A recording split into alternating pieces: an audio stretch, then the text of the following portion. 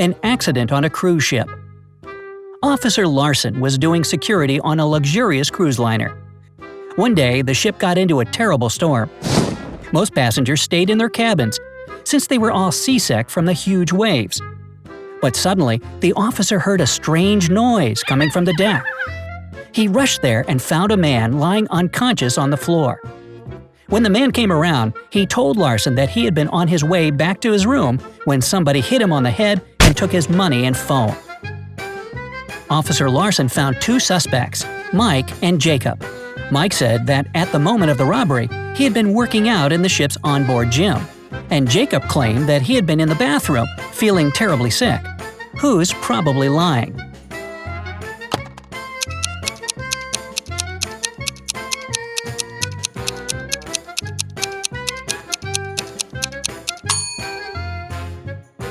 Mike. If the waves were bad enough to make people sick, the gym was probably closed so that the equipment didn't fall on someone and hurt them. The insomniac. A man was exhausted after a long workday. But when he finally nestled down in his bed, he couldn't fall asleep. He tossed and turned until, eventually, he picked up his cell phone, dialed a number, listened to several long tones, and hung up. After that, he immediately fell asleep. How so?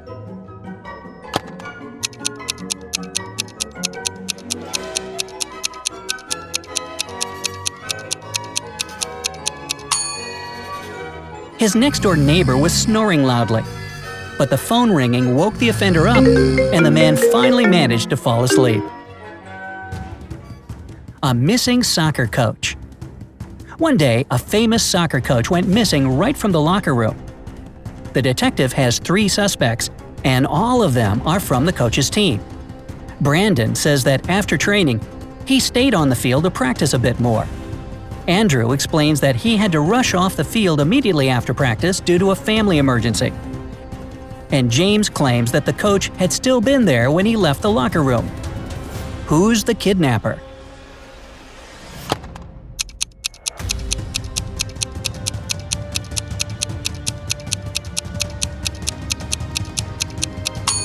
It's Andrew.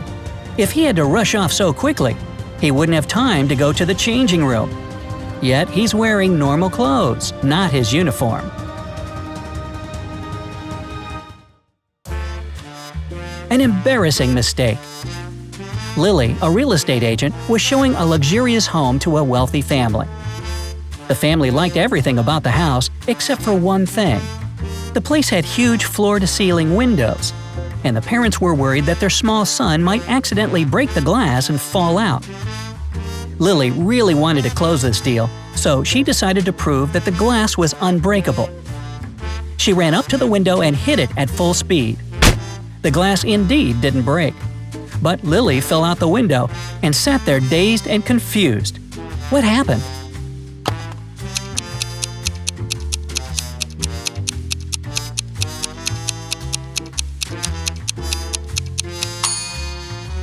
The glass didn't break, but it did pop out of its frame. A strange number. You have 10 seconds to figure out in what situation do you look at the number 2, but say 10.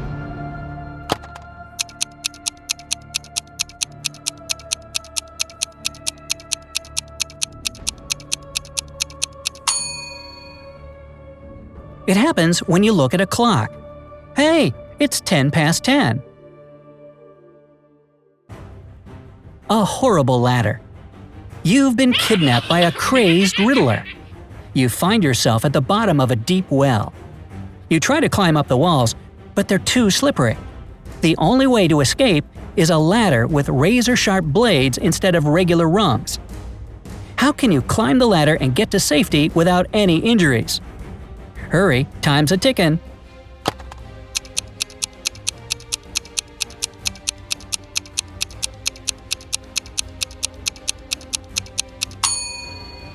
Just turn the ladder upside down. Mysterious patients. 2 drivers, Chris and James, were both taken to a hospital. Chris had a sprained shoulder, and James was badly bruised. At the same time, their cars weren't damaged at all. You have 10 seconds to figure out what happened to these guys.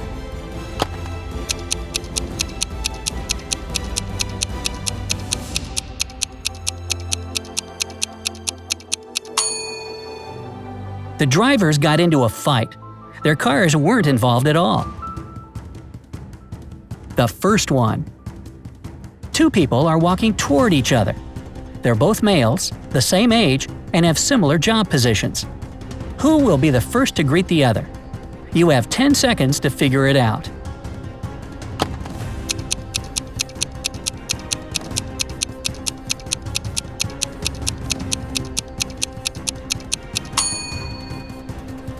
Obviously, the more polite one. The missing jewelry. It was Mr. and Mrs. Smith's wedding anniversary. Mrs. Smith was going to put on diamond earrings her husband gave her for their wedding. But when she opened her jewelry box, she was shocked to see that the earrings were missing. She called her teenage daughters Dora and Laura. "I've told you so many times not to touch my things. Who took my jewelry this time?" Dora was indignant. "I haven't touched your jewelry box." Laura also denied taking her mom's stuff. "Why would I need your old earrings?" Are 10 seconds enough for you to figure out which girl is lying?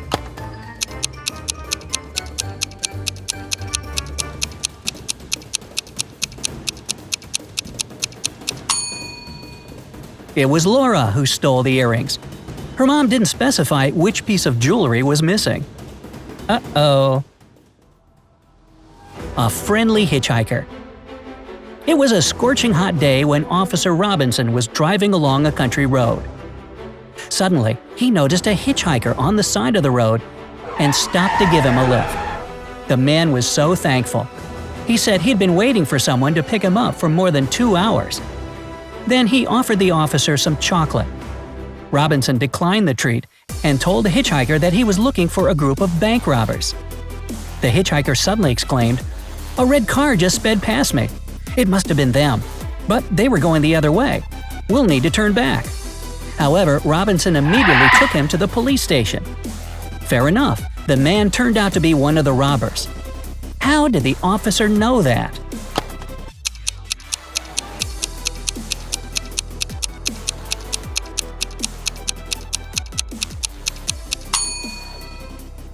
If the hitchhiker had been standing on the side of the road for 2 hours on a hot day, his chocolate would have melted already.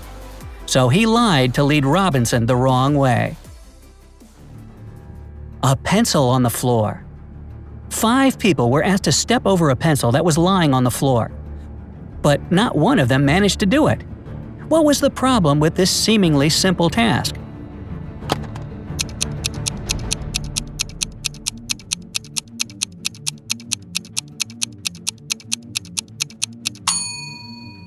The pencil was placed near the wall. A missing exit. Once upon a time, a princess was locked in a room on top of a tall tower. She found out that she could escape only through the 4th door. The problem is, there were only 3 doors in the room. How could she find door number 4? Remember, you have just 10 seconds to help the princess break free.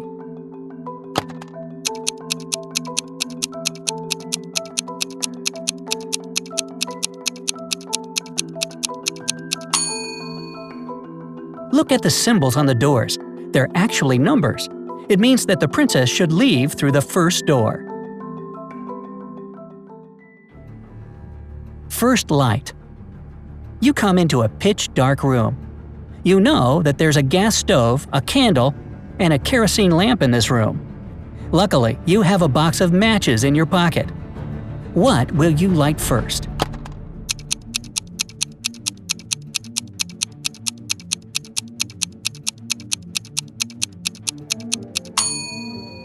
The first thing you need to light is, undoubtedly, a match. A safe place. You're walking through the forest and suddenly see a crossroad with a man standing right in the middle.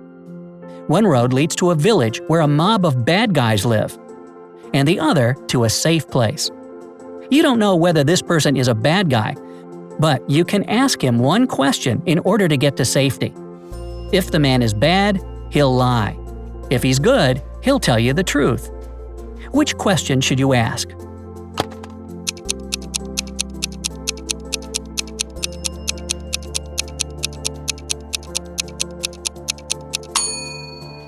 The question should be, where is your village?